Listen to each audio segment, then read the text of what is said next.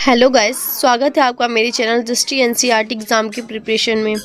Guys, पिछले class में हमने क्लास 6 के एनसीईआरटी का चैप्टर नंबर 12 किया था, दक्षिणी पश्चिमी के राज्य क्षेत्र, भारत के राज्य क्षेत्र। आज हम करेंगे चैप्टर नंबर 13, गैर क्षेत्रीय राज्य। पढ़ते हैं क्लास 6 एनसीईआरटी का चैप्टर नंबर 13, क्या हमारा है गैर क्षेत्रीय शासक। हाँ, फर्स्ट हम पढ़ते हैं। शासकों के अनुसार केवल क्षत्रिय राजा हो सकते थे, किंतु अनेक महत्वपूर्ण राजवंशों की उत्पत्ति अन्य वर्णों से हुई थी। मौर्य वंश, जिसने एक विशाल साम्राज्य पर शासन किया, के उद्भव पर गर्मजोशी से बहस होती रही है। बाद के ग्रंथों में ये इंगित किया गया है कि वह क्षत्रिय थे, किंतु ब्राह्मणी शास्त्र उन्हें निम्न कुल का मानते थे। शुंग, कण्व और सातवाहन जो मौर्य के उत्तराधिकारी थे, ये ब्राह्मण थे।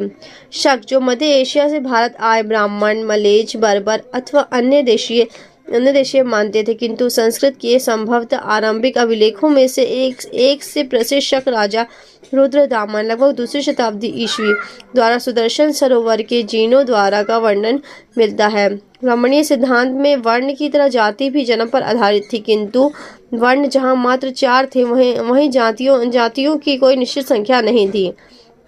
जंगल में रहने वाले निषाद या फिर व्यावसायिक वर्ग जैसे स्वर्णकार, जिन्हें 4 वर्णों वाली व्यवस्था में समाहित करना संभव नहीं था, उनका जाति में वर्गीकरण कर दिया गया।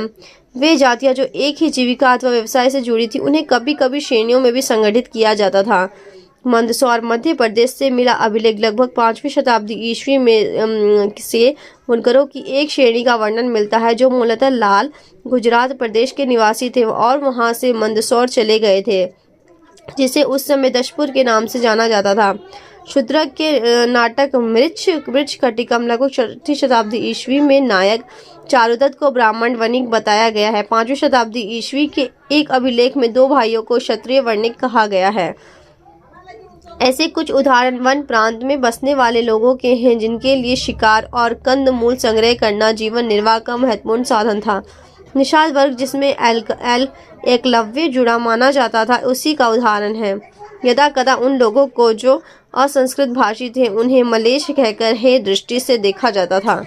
शवों की अंत्येष्टि और मृत पशुओं को छूने वालों को चंडाल कहा जाता था। उन्हें वर्ण व्यवस्था वाले समाज में सबसे निम्न कोटि में रखा जाता था। वे लोग जो स्वयं को सामाजिक कर्म में सबसे ऊपर मानते थे, इन चंडालों का स्पर्श यहाँ तक कि उन्हें देखना भी अपवित्रकारी मानते थे। मनुस्मृति में चंडालों के कर्तव्य की सूची मिलती है। उन्हें गांव के बाहर रहना होता था।